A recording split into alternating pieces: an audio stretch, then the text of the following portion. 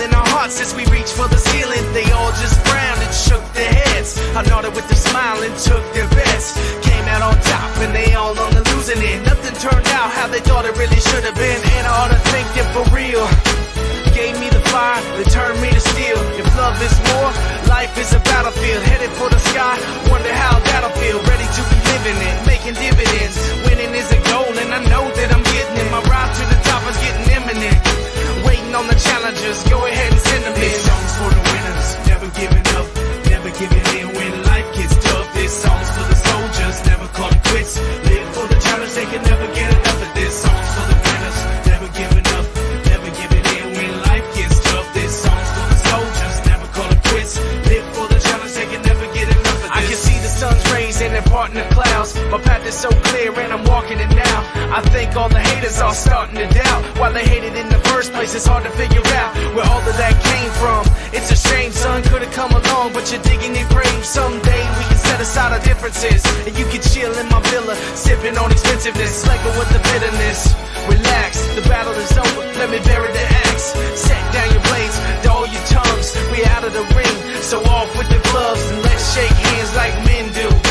I don't need to rub it in, what I've been through is clear, I'm the winner, but you can win too, if you let go of the hate, it's so simple. This song's for the winners, never giving up, never giving in when life gets tough. This song's for the soldiers, never call it quits. Live for the challenge, they can never get enough of this. Song's for the winners, never giving up, never giving in when life gets tough. This song's for the soldiers, never call it quits. Live for the challenge, they can never get enough of this. This song's for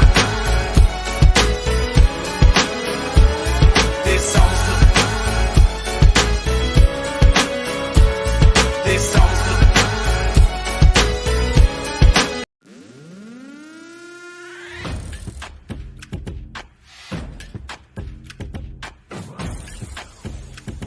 Let's work. Yo, it's go time, showtime, never backing down time. One shot, yo, make it count, yo. Crunch time, shine time, make this moment my time. Get a grip, yo, ready, set, go. We bring the thunder. Bring the thunder. Let's work. Bring the thunder. Let's go. Bring the thunder. Let's work. Bring the thunder. Let's go. Yeah, it's my time, yo time. Step into the spotlight. Get lit, yo. Let yourself go. On time, high time. Gotta go big time. This is it, yo. Never take no flight time. Grind time. Take it to the street time. Turn the roof off. Get loco. Game time, win time. We gon' bring it home time. No regrets now. Let it all go. We bring the thunder. Bring the thunder. Let's work. Bring the thunder.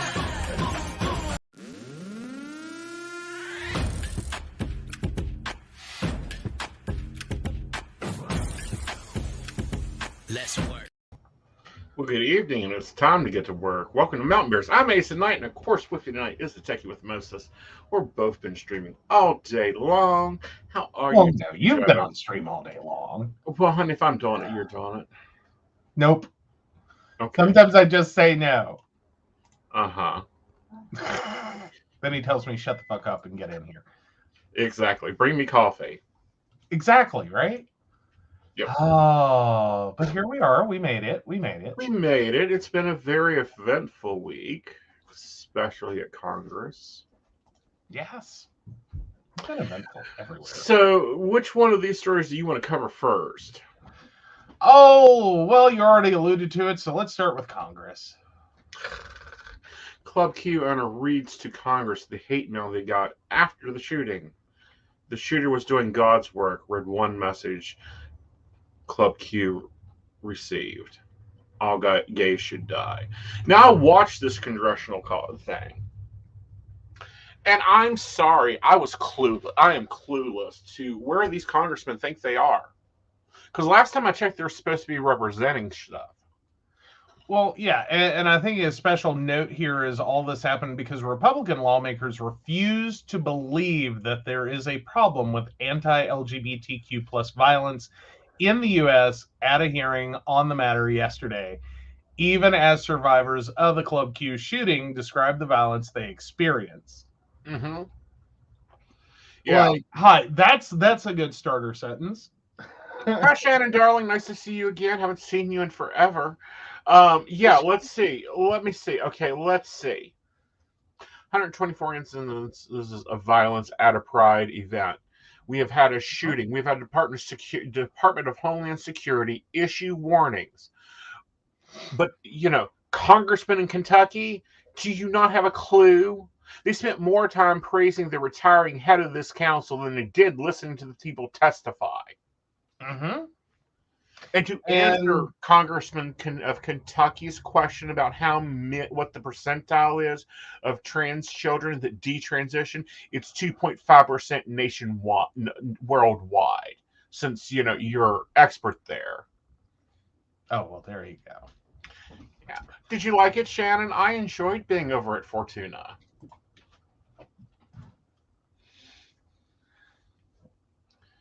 It was just ridiculous. The rhetoric that came out of these Republican congressmen's mouths. Mm-hmm.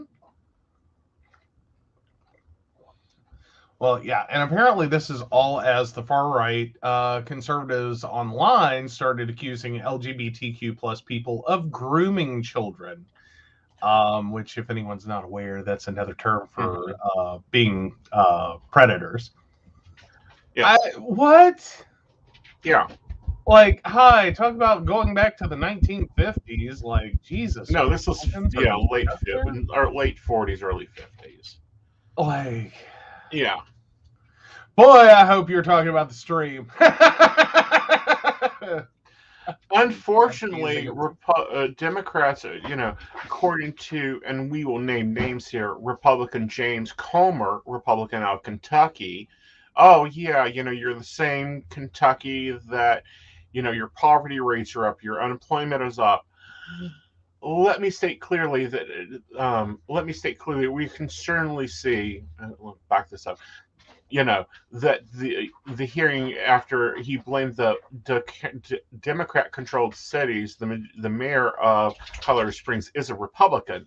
Let me state clearly, you're consistently said Republican commanding volumes of all forms, condemning volume. Unfortunately, the Democrats are using this committee's time and resources today to blame Republicans for this horrific crime. This is not an oversight hearing. This is a blame Republicans. So we don't have to take responsibility for our own defaults, defund the police, and soften crime policies? Well, no. Let's see. Defund the police. How about train the police? I want to know how many trained policemen have had sensitivity training, how many plain policemen have had training in general when dealing with the LGBT population, because as one policeman that is now a chief of police of a city said to me, "Oh, you two boys just need to calm down and stop having such a little pity problems." Quote. Meanwhile, I'm just sitting here going, I think that percentage is easy to figure out. You just look at the back of their police car, and if it says "In God We Trust," you assume they have not. At least that's my theory. That's what I'm going with. That's how I judge that now. Exactly. So the hate comments that he received, here's some examples. Quote, I woke up to the wonderful news that 5 mentally unstable F words and lesbians and 18 injured. The only thing I'm mad about is that the F word had courage to subdue the wonderful killer. I hope more shootings happen. Have a blessed day. Next one, quote, the shooter was doing God's work. 5 less F words, not enough. Those that stopped him are the devil. All gays should die. Yeah.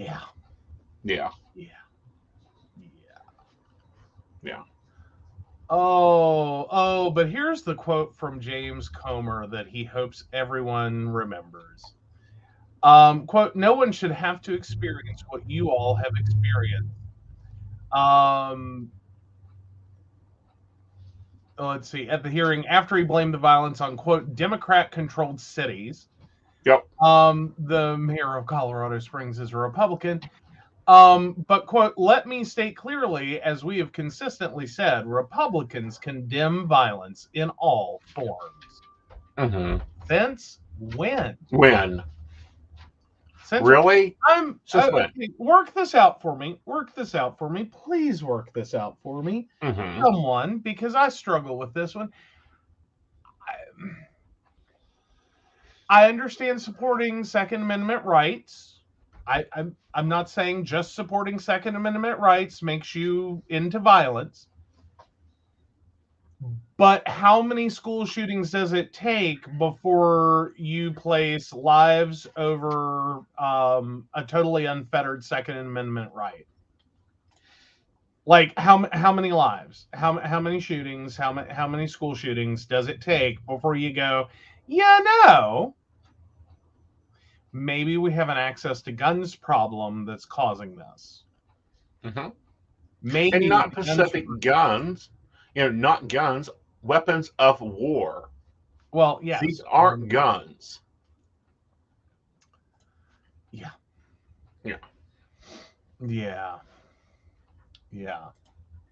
Yeah. Oh. What? Yeah. So, another lovely quote is we are hearing a lot about right wing extremism and violence, he said. Obviously, violence of any type is poison, as is left wing violence, and that which is the fuel that is thrown on the fire by left wing media. It goes on both sides.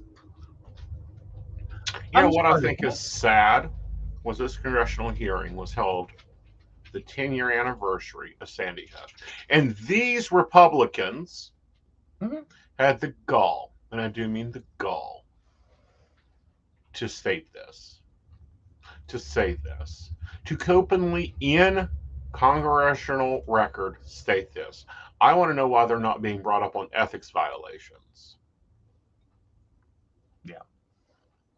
As they should be. Mm-hmm. But yeah, I do like this portion. Mm-hmm. So Representative David Cicilline, Democrat Rhode Island, said he was disappointed but not surprised that almost none of his Republican colleagues asked the witness questions about anti-LGBTQ plus violence.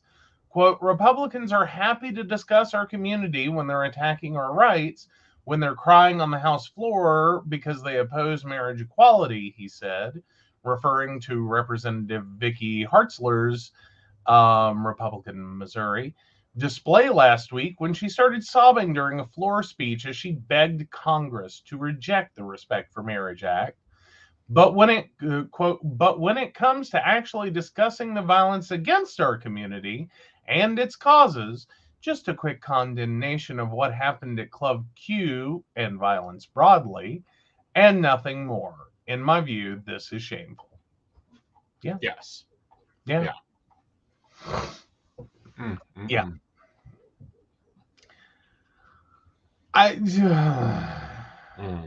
And this is available. If you guys missed this, it's real. If you're hearing your congressman's name being called, go see what he said. Go see what you voted for. You see what you're stuck with for the next 6 years. Oh yeah. Like, okay. All of the this level of uneducated people in Congress today is fucking scary. Mm-hmm. Okay. And I'm talking simple education. It took 2 minutes to do a Google search.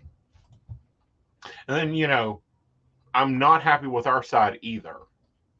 The representative, I believe she runs the youth program in Colorado.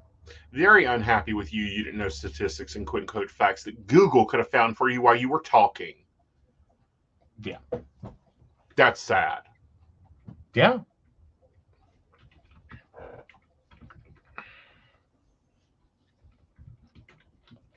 Right now, I am Googling to actually find that testimony. There we go. So yeah, PBS News Hour actually had that one. So I'm getting ready to grab that link and share it over. Mm-hmm. There we go. And copy link. there you guys go. If you want to go watch the entirety of that congressional hearing, it's right there. Granted, it's not very action-packed, so you can just listen. Because it's a congressional hearing, and if you try to watch that, it's like watching paint dry, only on old, wrinkly people. Hey, I got a lot of work done while I listened to it. I'm just saying. You know, if you wonder what Aeson listens to during the day, that's what Aeson listens to during the day. I know, kind of scary, right? So anyhow, I'm just saying, Katie Porter's the only one that can actually move all of her facial features. It's like the darling of the show anytime you watch. True. Now, the representative from DC, I really liked her. She was on Zoom, and you know she's pushing for statehood for DC. She has been pushing for statehood since there is there. Yeah. As we know, Washington DC is not a state. It shouldn't be a state, according to the original idea that it was supposed to be a territory, so it wouldn't. But Congress now currently has rule over it and its policies because it's government property. Yeah. That includes the residential sections. Yeah. So I'm now for statehood of Washington, D.C. I can understand that one. Yeah. So what is going on over in the Department of Energy? Oh, well, it's an unfortunate turn of events there. So some of y'all might remember that Sam Brenton, the non-binary nuclear waste expert, that was hired by the Department of Energy. Yeah, he's since been fired. Okay. Yeah, after allegedly being caught on camera stealing 2 different women's bags from airports. So yeah, it's a very odd situation. So he worked as they worked as Deputy Assistant Secretary for Spent Fuel and Waste Disposition in the DOE's Office of Nuclear Energy. Okay. By law, the Department of Energy cannot comment further on personnel matters, the DOE spokesman said. But last week, Britain was accused of stealing a second woman's bag worth an estimated $3,670 from the Harry Reid International Airport in Las Vegas, Nevada. Video footage reportedly showed Britain looking around suspiciously, placing the bag on an airport luggage carousel, and taking it the second time it came around. Britain was first accused of stealing luggage worth over $2,500 from the Minneapolis-St. Paul International Airport on September 16th. Court documents in that case allege that security camera footage caught Britain removing the bag from the airport baggage claim carousel, ripping off the bag's tag, and hurrying out the door. Britain later said they took the bag by mistake, even though they hadn't checked any bags on the flight. Britain was later caught on camera checking the same bag in as their own on 2 subsequent airport trips. So yeah, of course, first denied, then claimed it was a mistake, and said that they emptied out its contents in a hotel room over fears that others might think that they had deliberately stolen it. Oh, so yeah, after the first accusation, Britain was placed on leave. This isn't the first time Britain's had some controversy, though. Britain became a high-profile LGBTQ plus activist after their 2010 claim that an ex-gay conversion therapist punched, burned, electrocuted, and stabbed them in order to change their sexual orientation. However, they had their story questioned by LGBTQ plus activists. Most notably, longtime anti-conversion therapy activist Wayne Beeson said that Britain claimed not to remember the name of their abusive former therapist or the facility where the therapy occurred, even though they had allegedly undergone the mistreatment for 2 or 3 years. Quote, why was Sam Brinton the only survivor of conversion therapy I've encountered since 1998 who refused to answer these questions, Beeson wrote at LGBTQ Nation. Not only had every other survivor provided this information willingly, but they were eager to fight back and shut down their own therapist or ex-gay minister. So, yeah, pointing this out is part of the reason we scrutinize potential spokespeople is to protect the LGBTQ plus movement and ensure that we don't offer media platforms to charlatans or elevate morally suspect people who would do something like steal luggage at an airport, Beeson added. Tragically, the one person with an unverifiable, flashy story, and now we suffer the consequences. Mm-hmm. So Britain could face a minimum of 5 years imprisonment, a $10,000 fine, or both if convicted for the alleged luggage theft. Mm-hmm. Oh, well, at least we know that our luggage is safe. I don't know. I'm trying to figure out, what's how does anyone get caught for this? Well, not only that, but how do you mistake your luggage? I'm sorry, we've traveled quite often. We have Pacific luggage. We know our luggage. It's got our stuff on it. It's got our, Mm-hmm. Rarely do you get two suitcases that are the same. Well, yeah. And that's the first time you make this mistake. The second time, you're carrying a fucking pink bag, honey, with fucking balloons tied to it and every goddamn thing else. Well, and here's what I'm I think it's a bullshit story, but I'm just going luggage worth over $2,500 and $3,670. I'm going, there had to have been a damn nice bag. Right. Either that or the contents were amazing. Mm-hmm. Because one of the two has to hold true. Right. I just can't fathom. Mm-hmm. But again, I just don't even know how someone gets caught for this. Right. I mean, just being blunt, I don't know how someone gets caught for this. I mean, airports lose luggage all the time. I can't imagine they actually bothered. Well, they bothered. Here. Well, no, they bothered because this is someone that's targeted. Mm-hmm. Well, sorry, we know that there's a target on the back. That's when you got to be, in my opinion, extra careful. True. And I don't know. Maybe that's a big part of the story somewhere. Mm-hmm. Is that yes, this closet klepto. Mm-hmm. You know what I mean? That's the only thing I can think is closet klepto. Right. Someone figured out that they were a closet klepto. Mm-hmm. And hi. Right. Just keep presenting opportunities or keep following around. Right. And eventually you have a news story. Well, and it's eventually you have a fired job and egg on our faces. Yes. Because I remember when he was hired, he was big news for some reason.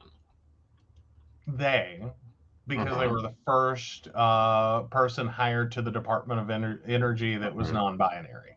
Right. If I remember correctly, I believe that's true. Mm-hmm. But yes. Mm-hmm. But no, again, I don't know how anyone gets caught for that. Right. I'm sorry, I just don't know. I'm surprised when I land somewhere and I've checked luggage that it actually arrives. Right. I have zero faith in checked luggage. If I can't hold it, if I can't put it in an overhead bin, I do not believe it's going to be there. I really don't. It is. Right. It's a very profound thing for airports to lose luggage. I always assumed some of that was theft anywhere along that process. Right. From the moment you check it in to the moment that you expect it to come down that conveyor belt and swing past you. Right. Which they start doing before you've even deplaned. Mm-hmm. So, Right. at that point, I No. would assume that would have been a situation where no one would have cared. Right. And been I don't know how you get caught for this. I really don't. Well, not only that, but I don't understand why you would do it. That's the bigger point here. That's where we get into the closet klepto. Well, I can get the closet klepto idea, but come on, the closet klepto still lighters. They steal purses. They steal that. They don't steal a fucking suitcase. Okay, but see, and I'm not saying this against any part of the community in a horrible negative way. I'm talking in terms of people whose identity or their sexual identity, or personal identity, gender identity, derives from what could be perceived as cross-dressing. Many do begin with theft of that clothing because they are not confident enough to go and buy, opposite gender clothing. Like you don't just show up one day wearing, a t-shirt and baggy jeans and go, and now I'm ready to be non-binary. Yeah. I don't think that happens for anyone. I don't believe it does. I think you maybe find different ways, ordering through catalogs, ordering online, telling some story about, oh, it's for my mother, whatever, something. Oh, well, he works for the Department of Energy. He can't be making that bad of a salary. Okay, but not now, then. Right. Okay. Way back. Mm-hmm. And I think for some people that can, not all, definitely not all, or it'd be far worse. I think for some people it can, unfortunately, become part of the thrill, even though you don't need to steal. And we've seen this with celebrities, oh God, what is it? Naomi Judd? 5-finger discounted to hell? Mm-hmm. It was literally just, it's the problem of being a klepto. Mm-hmm. You have to steal. It's a compulsion. It's like an OCD for theft. Mm-hmm. You just can't not. Right. And for some people, they can. And again, if you follow the OCD model, right. It's not that it's uncontrollable. It can be controllable. But it can also rear its head when you're high stress, under a lot of emotional pressure. Things like that can cause you to, fall back on the thing that scratches an itch. Right. Somewhere in your psyche, that gives you a thrill, that gives you a whatever. Again, I'm not justifying theft. I think theft is sucky no matter what someone steals. But I don't know. I think we can all clearly look and be like, you don't need to steal. Right. You surely have to be making right enough money. This isn't necessity theft, which I think we can all get over. Right. You're not starving and needing food, so you stole food. This isn't I think I made a mistake is a really screwed up defense mechanism from childhood. Right. You've probably gotten away with that so many times. Oh, I thought it was my bag. Oh, I thought I paid for that. Oh, I thought, whatever. Yeah. Whatever. Oh, I didn't mean to pick that up. It was under my coat. Hi. But no, I think it's probably deeply rooted psychologically. It probably is related, not something that makes them a bad person. They more than likely could come over to your house and not steal a thing unless they are so effing stressed out. And realistically, like, I mean, because this very much feels klepto. Like, sometimes there's a lot of argument about, is kleptomania really theft, because it is more of a mental problem than it is it's a compulsion problem. Mm-hmm. Not, it doesn't even have to be like they stole the bag to wear the contents or to use the bag or to whatever. Mm-hmm. Really, for some people, it's this compulsion, this insatiable desire. I have to take something. Right.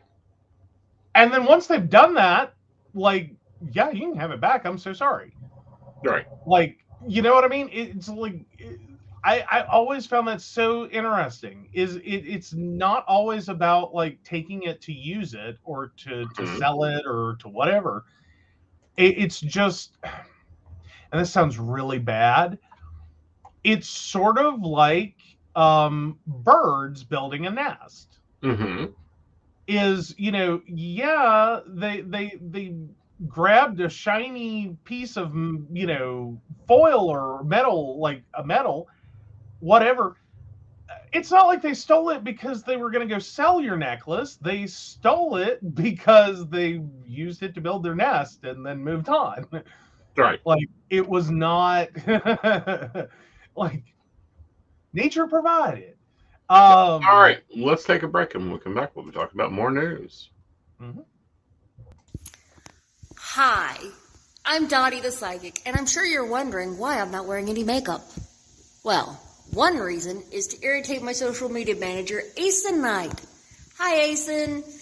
The other reason is because I like to get to the naked truth about what it means to be a neurodivergent LGBT person with psychic abilities. I've got vlogs, blogs, and podcasts and videos, all related to trying to live my best life and helping witches and bitches do the same thing. So, you can check all that out and get a reading from Dottie the Psychic at DOTTIE.com. Safe travel and much profit to you. Do you have a cute pet? We know you do. Each week, Tracy Van chooses from submitted photos a featured reader for her Facebook page and provides a tarot reading. Your adorable pet cat, dog, rabbit, goat, chicken, snake, or more could be her next featured reader. Visit tracybann.com, TracyBann.com, and click Featured Reader to submit. We look forward to seeing your pet next.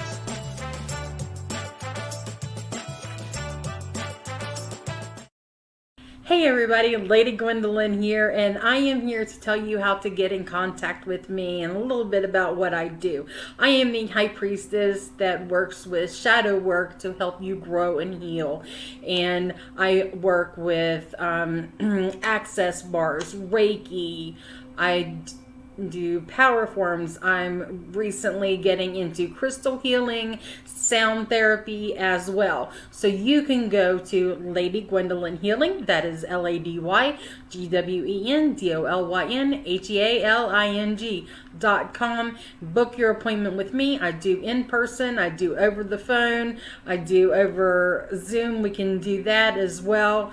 My main goal is to help you grow and heal, because I've been there, I'm still going through it, and I let my strength help guide you. See you soon. Hey everybody, Natalie here from The Pendulum's Path. If you are in need of guidance, direction, spiritual connection, healing, or more, you have come to the right place. I have worked as a psychic and a medium for over 3 years, connecting people from all over the world with their loved ones, giving them insight and guidance into their current situations, their past healings, their blockages, and what they need to know in order for them to have a better future. It would be my absolute honor if you would come to my website at www.thependulumspath.com. Visit my shop. I have a whole bunch of crystals, oils, bombs, mystery boxes, and more. And visit my services. I offer 15-minute, 30-minute, and 60-minute sessions. I also have email readings available if you're not comfortable with the one-on-one session with me, or if you just want to try me out. I encourage you to come visit me at the Pendulum's Path, and let's get you back on the right track today. Okay, welcome back. So, there's been this case, and the Supreme Court had to step in and send it back down where it belonged in New York. You want to take this on? Sure. So, New York Appeals Court says Yeshiva University must recognize LGBTQ plus group. So, a 4-judge panel agreed with a lower court ruling that the university is not exempt from New York's anti-discrimination law.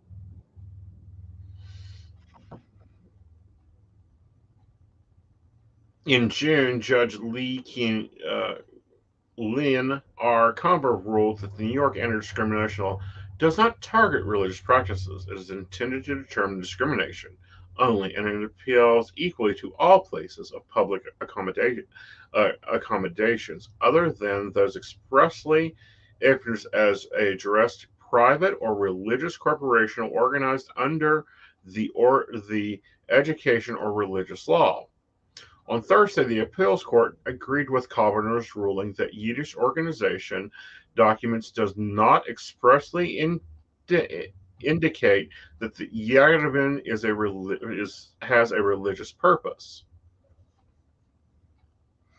All right, so quote, the record demonstrates that Yeshiva already recognizes LGBTQ plus student organizations at 3 of its graduate schools, which are legally part of Yeshiva's corporation, has done so for over 25 years and made clear as early as 1995 that this recognition did not mean Yeshiva endorsed or accepted the views of those student groups, the judges said. As such, and in light of Yeshiva's corporate purpose as an institution of higher education, we find that denial of recognition for the Pride Alliance is not, quote, essential to Yeshiva's, quote, central mission. So yeah. Fun ruling. Yep. So I believe, and the vote was 5-4. The ruling follows a Supreme Court decision in September not to block the lower court's order. Yeshiva University has argued that the lower court's decision was unprecedented and entrusted that Yeshiva's church autonomy and that the school cannot comply with the order because doing so would violate its sincere religious beliefs. Have we heard this enough? About how to form its undergraduate students in Torah values. But again, Roberts and Kavanaugh siding with the court's liberals, the court ruled that the university must examine all Jewish avenues in New York before it could hear the case. In a statement, the American go for that. There are too many words I don't recognize.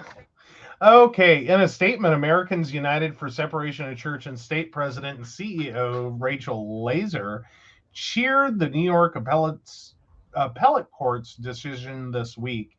The court here did the right thing, reminding Yeshiva University that religious freedom is not a license to discriminate and that it must provide all student clubs, including those of LGBTQ students, with equal treatment and safe spaces under New York's public accommodations law, Laser said. Today's decision is a win for true religious freedom. Yeah. According to Gothamist, Yeshiva University spokesman Hanan Eisenman said the school plans to appeal the court's decision. Yeshiva is disappointed in the court's ruling and will continue on appeal to defend against the claims that we are not a religious institution. Yeshiva would next have to take the case to New York's Court of Appeals. And that's if they'll hear it. Well, that's if, yeah. Okay. I mean, at this point, they have already gone through all the rest of it. Yeah. Yeah. Yeah. I think they're really not hearing the message that you're a university with a general education program. Mm-hmm. Because that's what it sounds like. Yeah. Like, I may be wrong, but I figure if it's a university that you can take accounting, Mm-hmm. Or any other degree program that is non-religious, I would think that you've pretty much declared yourself Mm-hmm. as a general education institution, not a religious education institution. Mm-hmm. And I think that was the distinction being made. Right. As to, like, hi, what are you trying to do here? Mm-hmm. Like, yeah, they have a school of business. Like, yes, they have a Jewish studies, but they have a school of business. Yeah. Oh, let's see. What's some other departments and majors? Because there's the Stern College. Yeah, art history, studio art, biology, chemistry and biochemistry, computer science, economics, education, English, history, mathematics, music, philosophy, physics, political science, psychology, sociology, speech language, pathology, and audiology, STEM, the S. Daniel Abram Honors Program. Yeah, like, hi. You're a full-fledged college. You're a full-fledged university, excuse me. You're not just a religious studies. Like, that's not your core. Right. You're not just taking in the adherents of your religion and churning out more educated adherents of your religion. Right. Like, and I think that's the model that they were looking for. Mm-hmm. When So shut down your other schools other than Jewish studies. It's a real simple thing. Yeah, and that's basically what they got told, Right. reading between the lines, is you're a school with a religious studies department, you're not a religious school. Right. Like, those are very separate things. Right.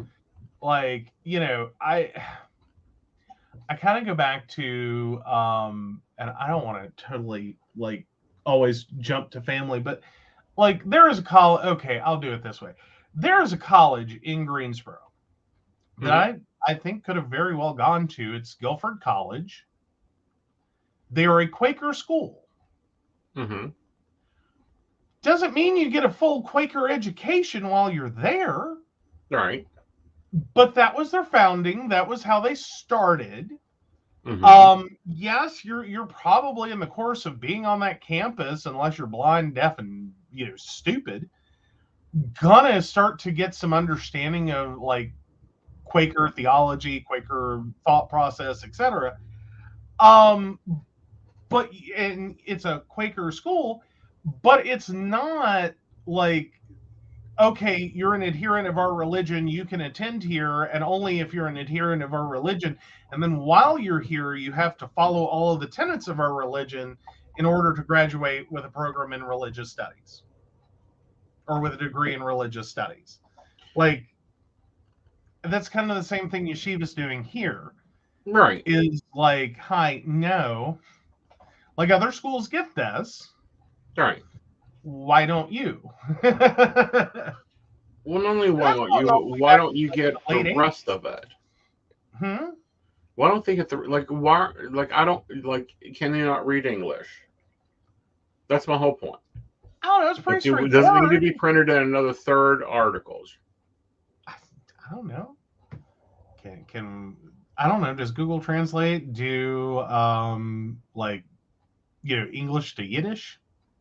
Yes. I'm quite sure. Really? Is that an option? Oh, come on, it can't be an option. Really? I'm interested now. Now I have to go find out. So I'm starting with English. Can I go to Yiddish? Yes. Well, sorry, I could put it in Hebrew, but you can go straight to Yiddish. Where? I don't see Yiddish. I can go to Yucatec Maya. Welsh, Zulu. I mean, I can put it in Hebrew. I mean, that's close enough. I would just think it would be better if it sounded like someone's grandmother is berating them with that article. That's my theory. There you go. Welcome to Mountain Bears. Oh, okay. Sorry, I didn't see it as a Google Translate option. I know. Do I have to go to the full Google Translate? Is that what I did wrong? No, I just typed it in. Oh, okay. Well, there's that. Oh, but anywho, like, welcome to Mountain Bears. Berringsentus Bannergeber?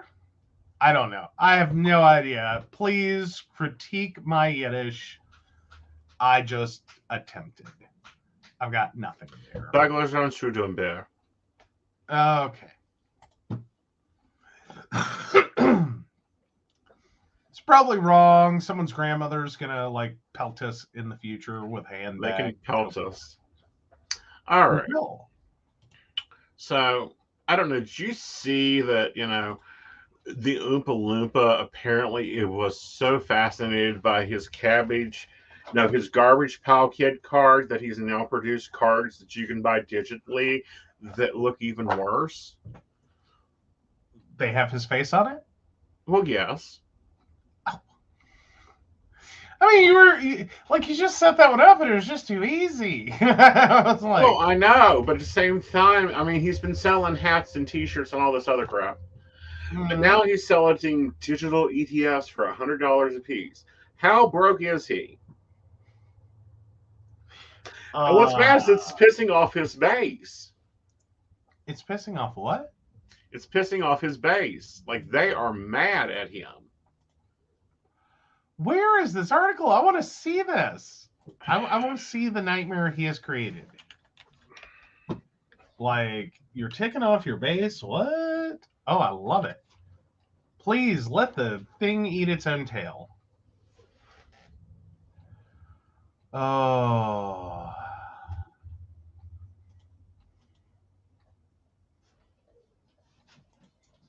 Yes, we're talking about Trump. Hi, Devin. Yes, we are talking about the Oompa Loompa himself, who needs better tanning lotion, I might add. Yeah, since forever. Like, he hasn't had a recognized human skin tone since, Studio 54 days. Well, not even then. I'm sorry, I sent you a blocked one. Oh, okay. Oops. Here you go.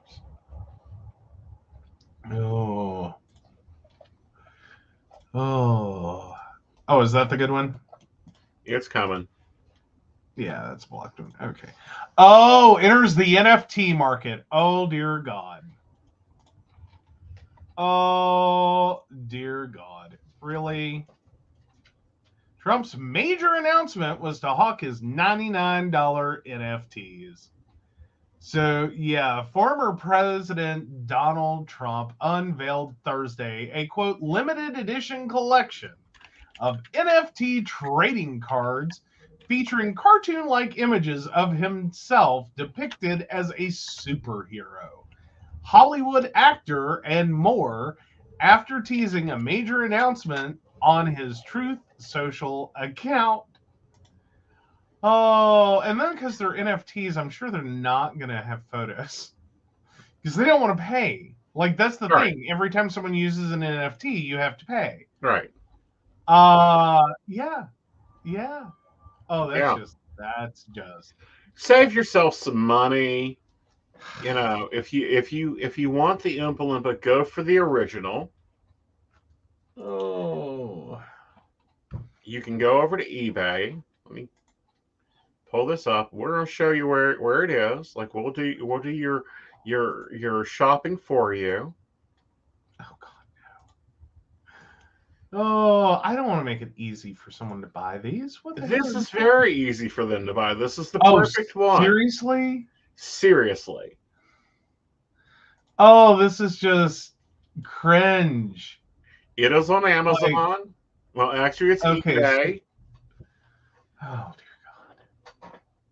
This is the Oh, one no, you wait. want to buy. Donald Dump. Yeah, there's the one you buy. Okay. I'm cool with that. You can go buy that. How much is that selling for? Let me go back. Let me stop I'm sharing. just curious. It is selling for, currently at auction, is $450. It Yeah. was 24 hours ago $16. Oh, yes, Jeffrey, there is a separate place. That is YouTube. Yes. Yes, Jeffrey, you can view us on YouTube. I'll be glad to get you a link.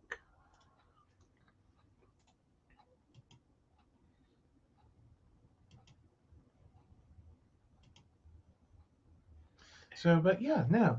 No, I'm cool with the Garbage Pail Kids card. That's a cool one. I'm cool with that. All right. Okay, The NFTs, not so much. All right. Not so much. Alrighty.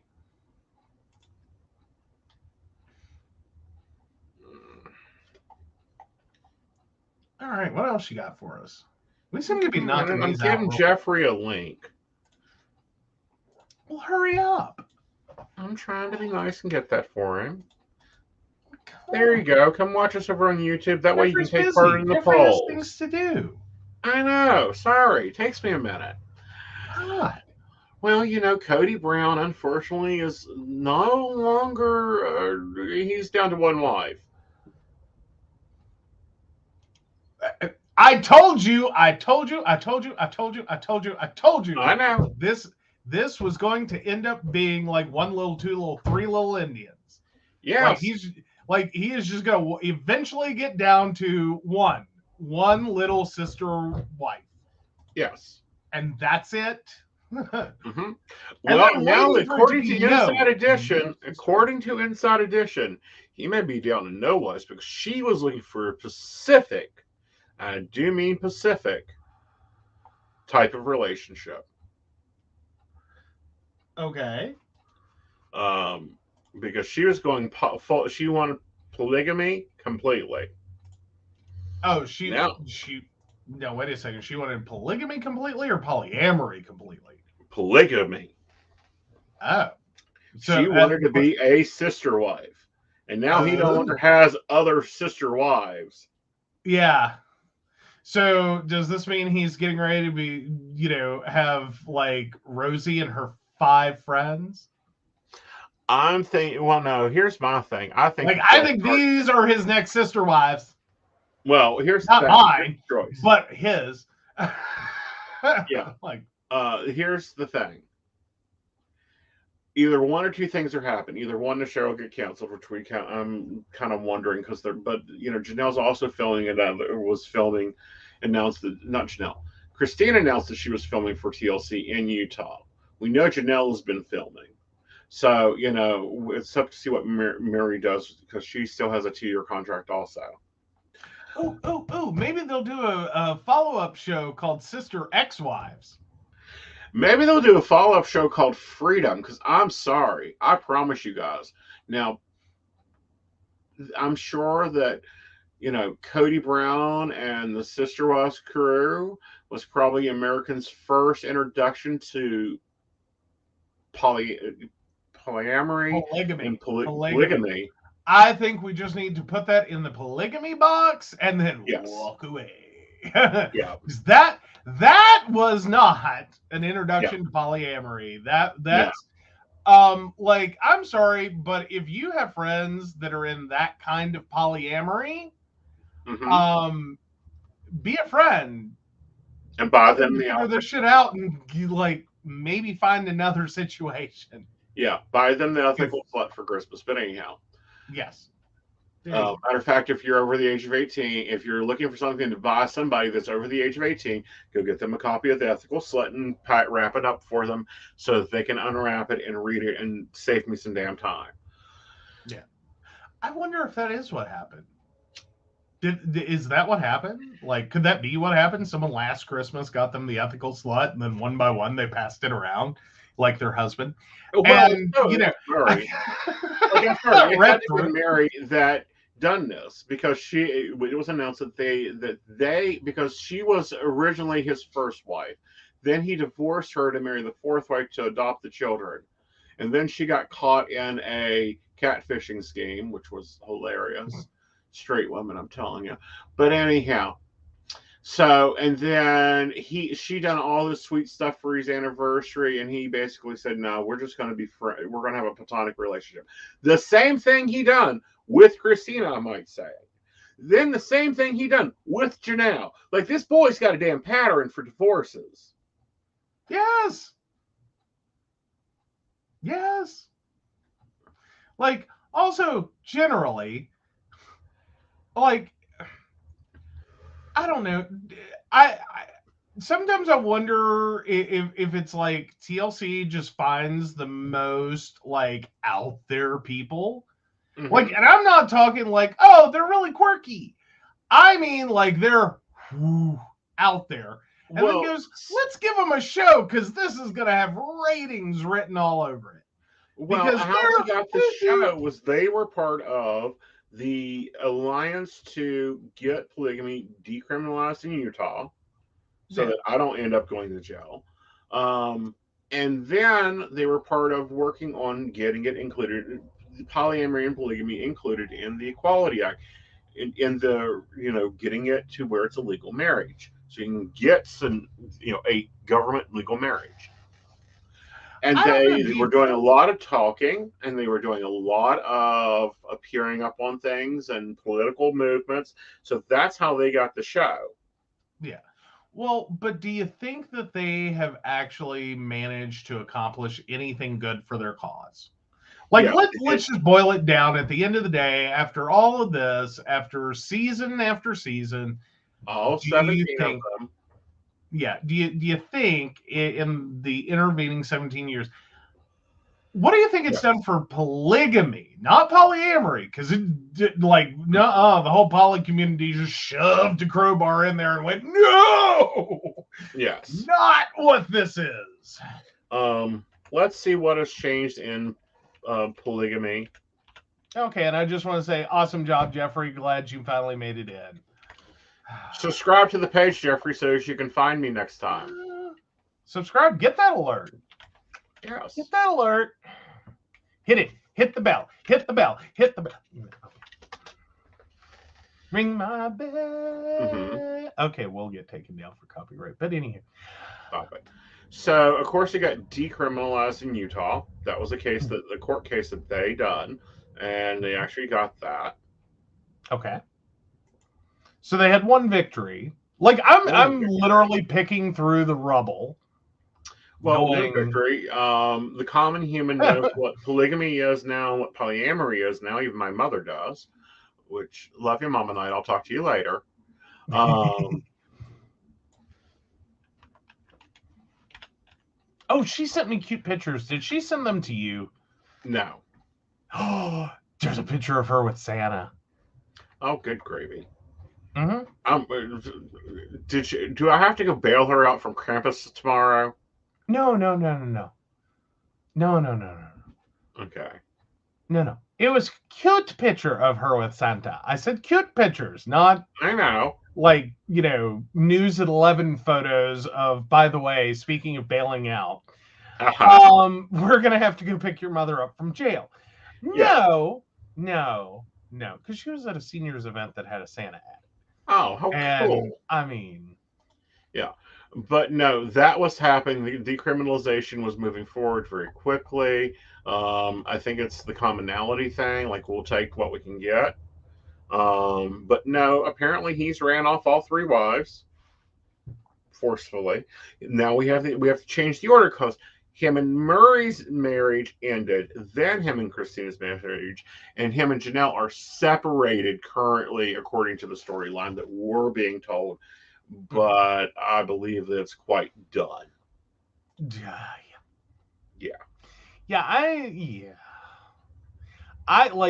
I really honestly can't believe it lasted for 17 years. I would have thought once it all started going to air, Mm-hmm.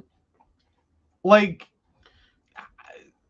I really believe them when they say we don't watch. Because it's like, well, if you watched what I watched, I think year 2 you would have had some questions. Well, I think year 1 you would have had some questions, because I watch your TikToks and I've got questions. Really? Yeah. I mean, I'm not trying to pick up apart someone's relationship. If it makes you happy, that's great. Go have fun with that. Enjoy. I'm just saying, I think if, like, you saw what you were effectively putting on air, you should really understand. Well, what gives me, it makes me question if we should switch to Apple when we renew our contract, and here's why. For the past 2 seasons, they filmed them on Apple iPhones. You know, my idea is that we have our own reality show. Oh, Lord. Oh, see, unfortunately, you just blur the line between, is it a reality television show or is it an OnlyFans that needs a, setup? So no. Come on, dude. I have enough trouble getting you in clothes to do this. Boy, I've been in these clothes all day. I know. I don't think your chairs, I don't think our neighbors are ever going to be the same. Like, I think they're now scarred because you've worn clothes all day. Okay. All right. So let's take a break, and when we come back, we'll find out if he's an asshole. There we go.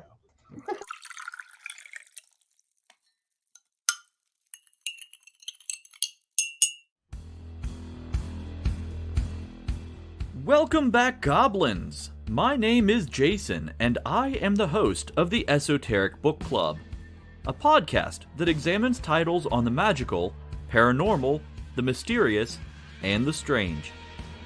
I release 2 episodes a month, in which I review books on esoteric topics, recap news of the weird, and conduct interviews with authors, practitioners, and experiencers. The Esoteric Book Club can be found on every major podcast service, or can be streamed directly from esotericbookclub.org.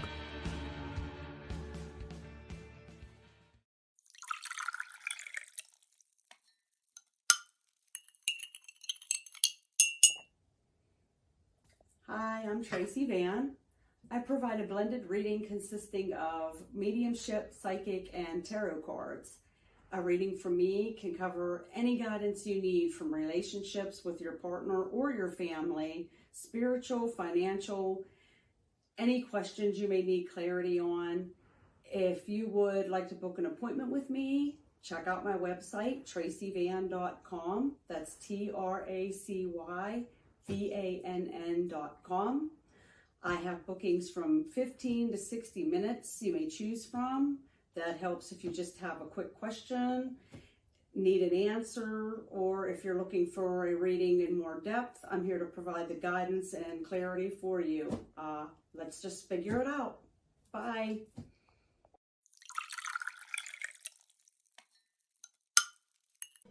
Hi, Techie Joe here. I work with Aeson and some of the best psychics in West Virginia to create amazing live streams and podcasts for the Psychic Coffee Shop Network.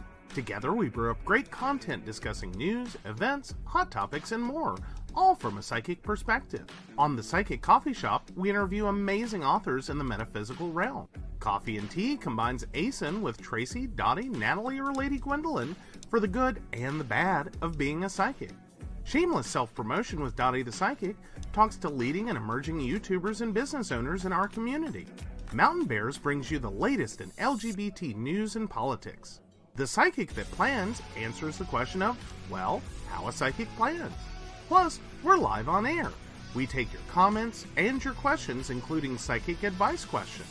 Check out our amazing programming, book an appointment with top psychics, and find out all the wonderful things we have to offer at PCSBnetwork.com today.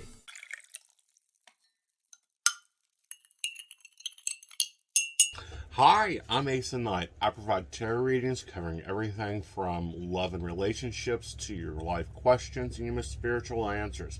And also, I provide a lot of guidance in finances and divorces and all those relationship problems. So, if you'd like to get a reading from me privately, not on air, you can feel free to do so by visiting aesonnight.com and booking your appointment. I also provide on-demand services, so if your life is a little chaotic, you can go ahead and click that call now button there on my site. Great for a quick answer question. All right, guys, back to the show. Enjoy.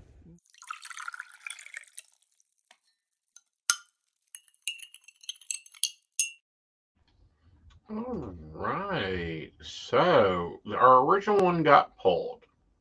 I'll just say that now. Yeah, it was. Yeah. So In hindsight, I can see why. Okay. Yeah. I'm looking. Anyway, we let's got a decide new one. on if Joe's an asshole this week, shall we? All right. Am I the asshole for revealing who I am only after getting married? Well, I, 26 female, got married to my partner, 29 male, in July of this year. We dated mostly long distance, but decided that I would move in with him after the wedding. Seeing that we didn't have much face-to-face time, every time I visited or he came to me, I did my best to make everything perfect. When I stayed at his house, I used my free time to help him with housework, cleaning, and cooking, just to make his life easier when we were together. I didn't realize I was setting a precedent, and that's where I think I can be the asshole. We got married and soon started having problems with household chores. We both work full time. I work from home and he doesn't, but I'm still expected to split the task equally. But he started complaining about it and it got on my nerves. He's a grown man who lived completely well before me. He can do the housework just as well as I can. Yesterday, I finally said enough. I sat down with him and asked him the motivation behind the constant complaints. We talked about divisions of duties as soon as we got back from our honeymoon, and I was confused. And he replied that he didn't know how to say this once we had had this conversation, but that every day he feels more betrayed because I lied about who I was when we were dating. When I visited him, I did everything at home to help him because I wanted to take care of him during our time together. And he said that he feels trapped in a marriage with someone who turned out to be different, and that he has lost trust in me because I showed myself to be a manipulative liar. I'm feeling down as I understand in hindsight what my actions on my visits conveyed to him about our future life together. But at the same time, I don't know if I am the asshole. I feel it's unfair of him to expect me to be responsible for everything in our house. What is my judgment? Am I the asshole for making him think I would be another kind of partner than what I really am?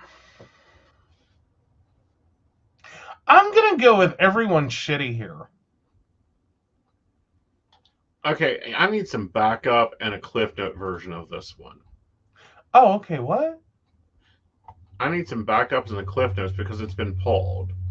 Like, we're going to start screenshotting that one. But anyhow, so what did she supposedly lie about? Okay, so basically, when they were dating,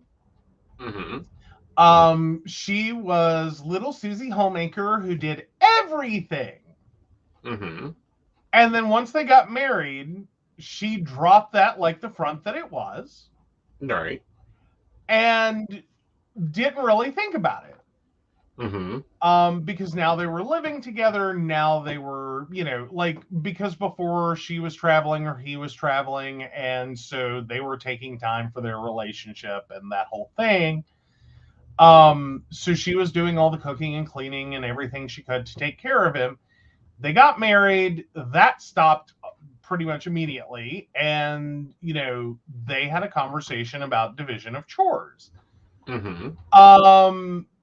Right after the honeymoon. And yeah, basically he was stuck, not knowing how to go back to that conversation and be like, yeah, that's not going to work for me. Meanwhile, it has all come to a head because he keeps expecting her to do everything. Mm-hmm. And that's not what she wants to do. So he needs to hire her maid. Well, but then he turns around and says that she turned out to be different, that he's trapped in a marriage with someone who turned out to be different, and that he has lost trust in her because she showed herself to be a manipulative liar. I go everyone shitty here on this one. Yes. I'm sorry. You're all shitty. Yeah. I'm like, okay, see, here's the thing, and this is the thing that, even Susie Homemaker, Brad, I think is Susie's husband's name, does the dishes once in a while.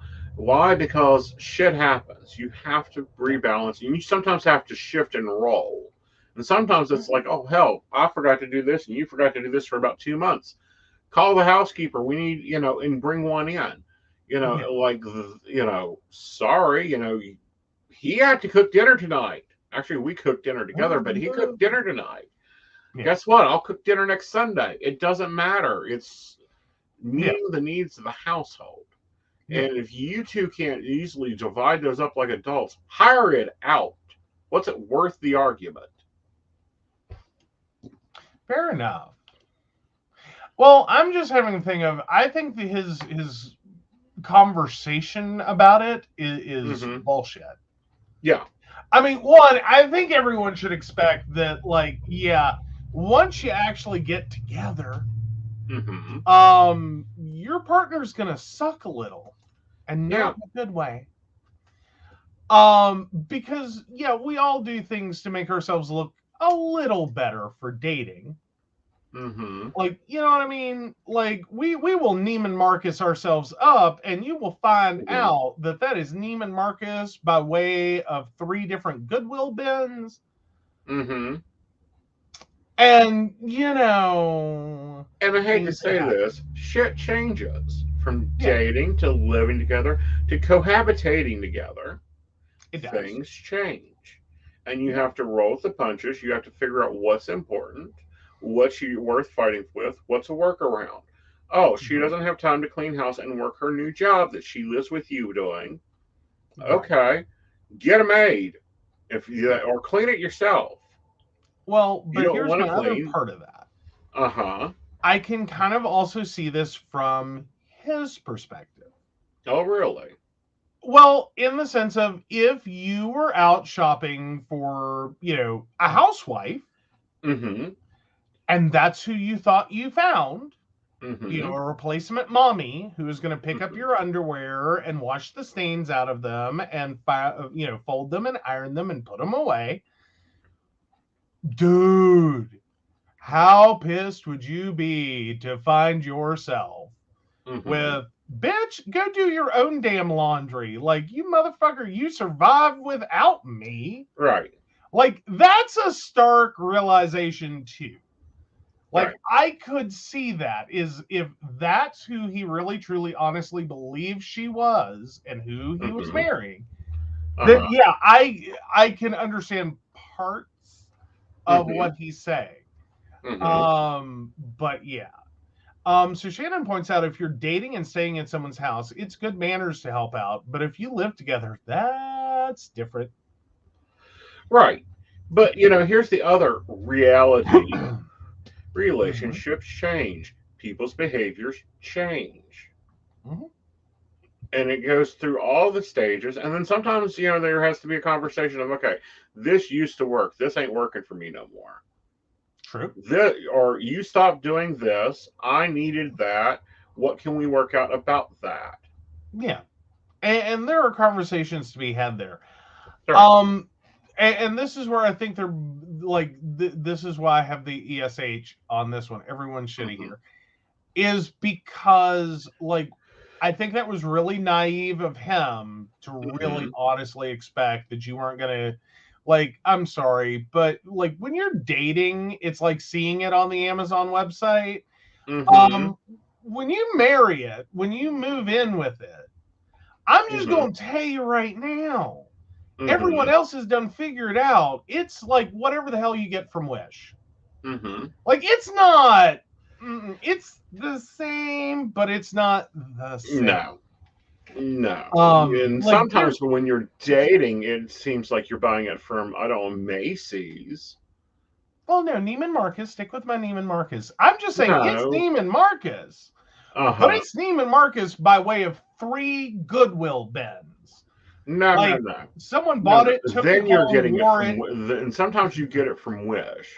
And sometimes, especially in early relationships, when you do not know how to use your voice, and by the way, he is not using his voice, he's manipulating the little fuck out. So my ruling is he's the asshole. Yeah. Like, yeah, I can very quickly go to the he's the asshole. I can go very quickly to she's the asshole. That's why I'm just stuck at everyone's shitty here. Like, yeah, you should have been expecting, but also at the same time, like, you got to be careful with what you're projecting if you're long-term dating, looking towards marriage. Is you got to ramp that back a little. Well, not only that, but you have to, because if not, you will have problems because the other party will feel like, excuse me, this is what I thought I signed up for, and now you're giving me this, and it's like, where is everything else? All right, guys, the poll is up. Feel free to vote in it either way. We are looking to see if she's the asshole for not keeping up the house after marriage and baking his favorite pie and, screaming his name in 3 languages and all the other stuff. Well, there you go. All right, so on to poly dating advice, and the title is Mentally Struggling Mommy Needs Support. Well, technically, mentally struggling mammy needs support, but stress is all around. I woke up on the wrong side of bed. Nesting partner is having trouble with insomnia. Toddler is high energy. I'm struggling, and I don't even have the words to explain. Leads to horrible argument with nesting partner. I feel horribly depressed and without friends. I feel like every day is a repeat of the day before. I'm tired of it. I'm angry that he says I should be happy because of being blessed with a good life. I can't talk to him about how I'm struggling. I feel so alone. All right. And here's why. You're dealing with a toddler and another toddler, and both of them need some Benadryl, whiskey, hot tea with lemon, sherry on their gums. You need a break. Now, there's apparently some other parties into this. Oh my, there's more? Yes, there should be, because it's being posted in Poly, and it's a nesting partner. Okay, fine. It's time to call in the army of metamors. Yes, really. Oh, let's see. Oh, and apparently that has led to other issues. No rest will make everybody dry. He has his own struggles, and it's hard to support someone who, when you're struggling yourself. I understand where you're coming from. Please understand it's easy to see people in a bad light when presented a small amount of information. I know my feelings are valid, and I know how he's frustrated with me snapping at him for months is valid. At the breakaway, I was away with my boyfriend for a few days last month. I'm dealing with trauma related to my mother and family and Christmas season. Okay, who the hell thought putting all that together was a good plan? Deal with your trauma. That's an important thing. Maybe not while working on the toddler. Well, while caring for the toddler. Well, I know it's time away from the toddler. I'm just going, now's like a total vacation point, not a let's take a vacation and deal with trauma. Right. Like, you need a vacation, not a let's go take a little break and take care of our mental health issues. No, this is take a little break that's just a little break. Like, go do Well, and I stupid think silly the shit. boyfriend needs brought in and say, look, can you take care of the kid? Just take care of the kid. That's all you got to do for a little bit. I'm going to go take a nap. And that one over there, when you get done taking care of the kid, take him to the bar. Get him away from you for a little bit. Fair enough. Mm-hmm. Either that or drop the two of them together in the house, let them order all the beer and pizza and strippers that they want to. Mommy's going out for the day. Here's the child. Don't give it beer. Oh, come on. Where's the fun in that? Mm-hmm. Please don't give your children alcohol. It's a really bad thing. Don't do that. Unless they're teething, and then you give them good brandy or sherry, depending on which one you want to use, and a frozen waffle, and be done with it. Just start with the frozen waffle. Yep. Like just the frozen waffle. No, the sherry to keep the infection down. You don't want those teeth to get infected and come in crooked. Oh. Or for the child to get pneumonia from yelling that loud. Oh. But we all have our breaking points. And the point of that being is you've got to look at those breaking points and go, okay, I'm reaching a breaking point. And, you know, this is a tool from Brene Brown, and this is what we use in this household. So in this household, we need 110%. We at times don't have 110%.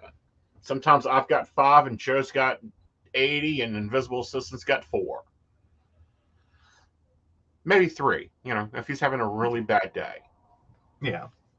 You know, but we ante up and say, this is what I can do. This is my limit.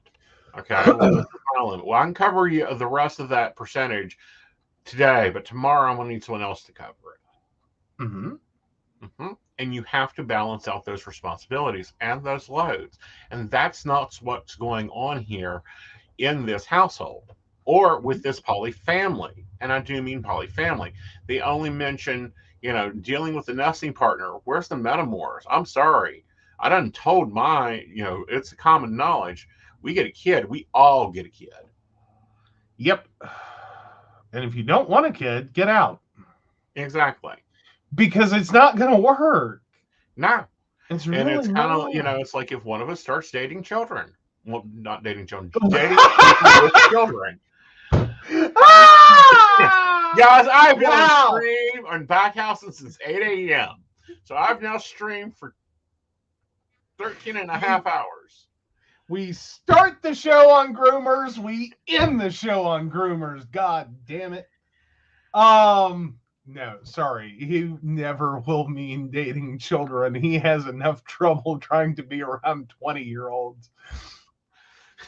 I do great with 12-year-olds.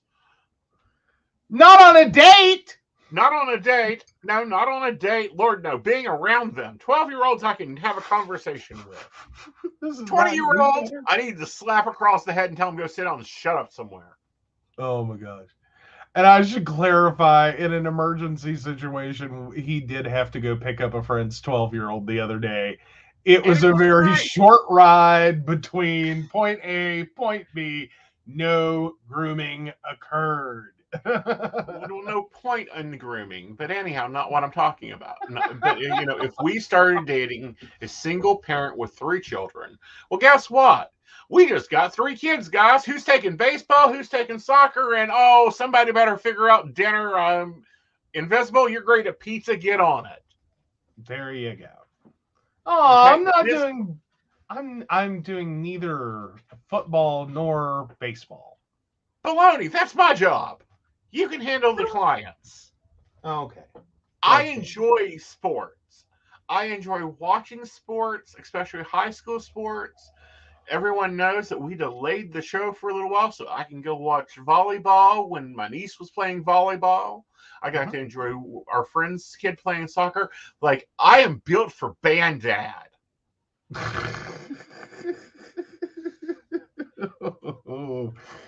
Oh, no one's built for band dad. Can I just Let me argue this point. What's my favorite food?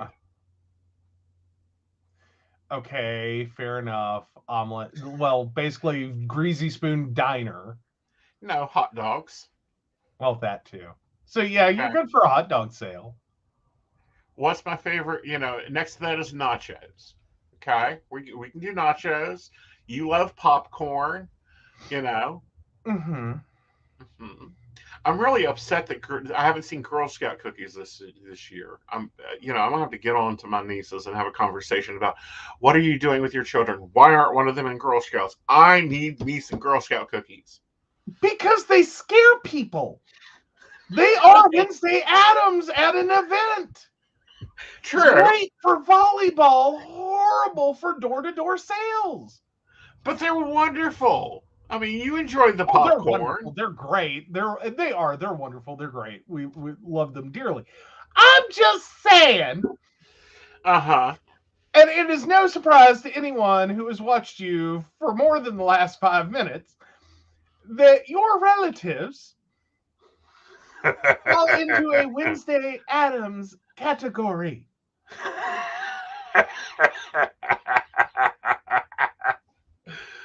Like you will not, like, I will guarantee you they will go to the door and say the words, "Would you like to buy some Girl Scout cookies? They're made with real Girl Scouts." Just saying. We'll do it. We'll have to do it. We'll not be able to avoid doing it. It will be a compulsion. Uh-huh. Yes. Yes. Shannon hated selling Girl Scout cookies, by the way. Why? They sell themselves. Was it all the boxes you had to carry? Because, like, I'll tell you right now, like, you could leave here and justify a trip to my sister's address, either one of my sisters, actually, but you could justify the trip on the sale. Uh-huh. Like, you would be able, like, I would have to give you quantities, but you would be able to take whole, not to boxes of cookies and justify the trip and still turn a profit. Still like the snickerdoodle, the distils, and the peanut butter patties, and the Thin Mints. Oh, social anxiety fair. And the Samoans. No, the Samoans are deadly. Okay, but well, yeah. But Thin Mints. That's Okay. like, yeah, you and one of my sisters, like, y'all are on the same cookie wavelength. I'm over here with the Thin Mints, like, give me the Thin Mints. And no one gets hurt. But no. Oh. See, no, like, my sisters would have just cleaned you up and then still bought a case of cookies. Or two. I'm just saying. And they're cool. You know, because your family buys things in lots. They may have just bought 3 cases and then just shipped them out. Yeah, we don't nickel and dime our vices. We buy them wholesale. Exactly. Okay. Like, no. Like, Girl Scouts only come but once a year. I'm going to need a couple cases. You know, maybe I can get my second deep freeze if one of the girls starts selling Girl Scout cookies. I'll have to talk to my niece. Possibly, yes. Like, because I need a second deep freeze. I know. Well, and then there's all the extra storage space we're going to need, because if we have a Girl Scout representative in the immediate, like, we can just call them. And drop our order. Like, I need 6 cases of X, 6 cases of Y. Yeah. Oh. Oh my God, we'd be a Girl Scout mule. Yes, they are such a thing. Okay, let's see if we got rolled the asshole this week. Okay.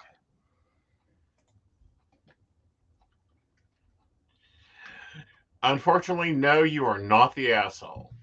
Okay. I can live with that. All right. All right. So, guys, this is a very fun weekend for me. We are headed to Vice Versa in Morgantown, West Virginia. I'll be doing readings all day, and we'll be partying at night. The readings are at the Yule Market. The party is at 9 p.m. I believe the show starts at like midnight. We have some amazing entertainers coming in and being there. Let's go ahead and bring those up. If we could, Joe, bring up a link for me. Okay, 1 second. I was totally not prepared. He will prep I'm for days. sorry. Do what now? He will prep for days for other people's. Yeah, I know. I laid you right once, and I've been walking all over you ever since. Whatever. Tell me about it. Actually, twice, but we won't go into that.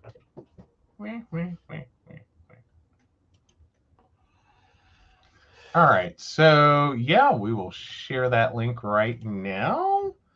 Yule Ball and Market, December 17th, 3 p.m. to 8 p.m. and 9 p.m. to whenever. And then we got to put the 2:30. It's West Virginia. The bar closes at 2:30. And oh, dang it.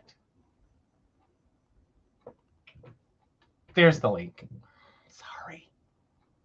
Thank you. I was quick on the keyboard. Uh-huh. All right. Well, let's go see if we can find our entertainment for the night.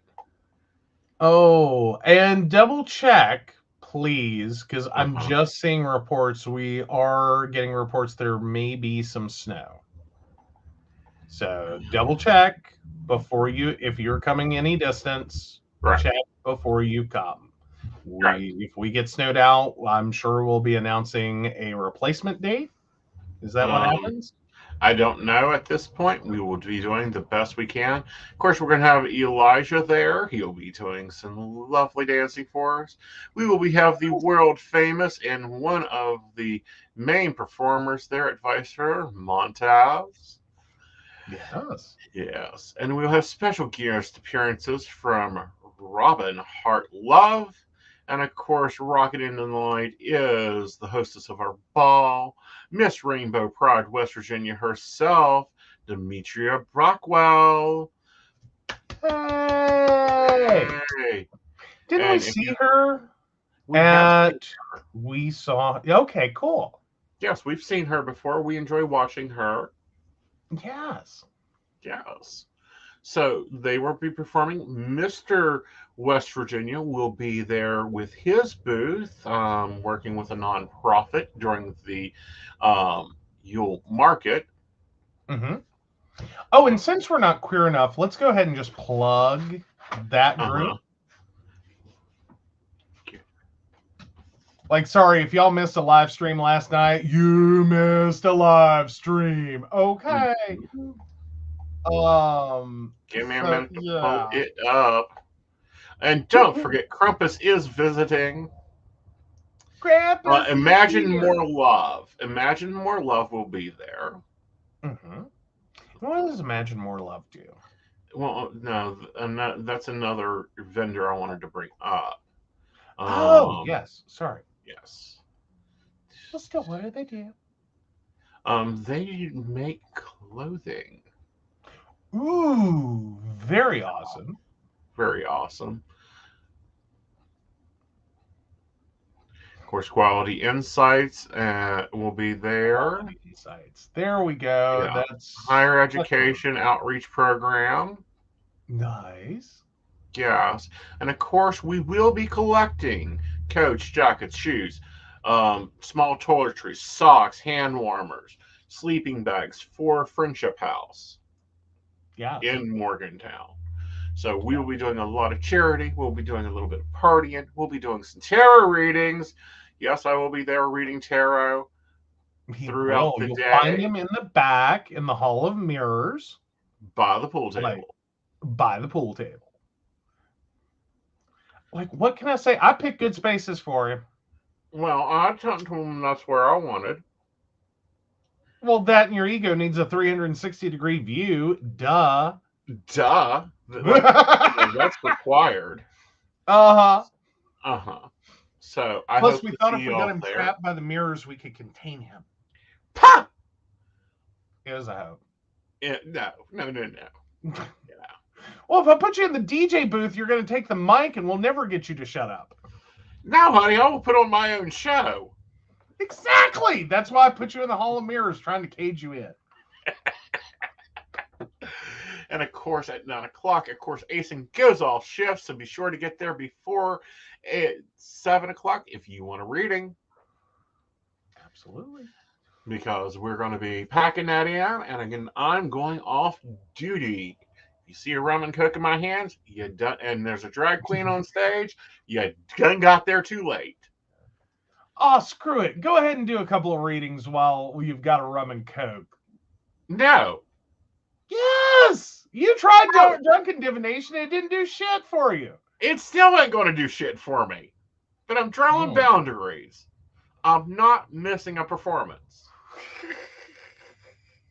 Okay, fair enough. I'll let you have one night off. I swear. All right. Well, guys, we hope you've enjoyed the show tonight. We also hope that you're having fun, that you're safe, and we will be seeing you Sunday. Well, if you don't come see me on Saturday, I will see you on Sunday on Psychic the Plans. We'll be laying out a holiday week and talking about some decisions we're making for 2023's planner. So with that all, good night, y'all. Good night. Your job ain't done. What? Oh, crap. Dang it. Now you got me doing it. So, of course, we want to thank Beverly Walker, Mika G, Kathy, Mary Winfield, Brenda Bryant, Shannon C, Shannon D, Lady Gwendolyn, Charles Shaw, Dottie the Psychic, Tracy Van, and Caitlin Bell. If you'd like to learn more about us, the show, or how you too can become a Patreon sponsor and receive all the wonderful benefits our baristas receive, please visit us at pcspnetwork.com. Good night, y'all.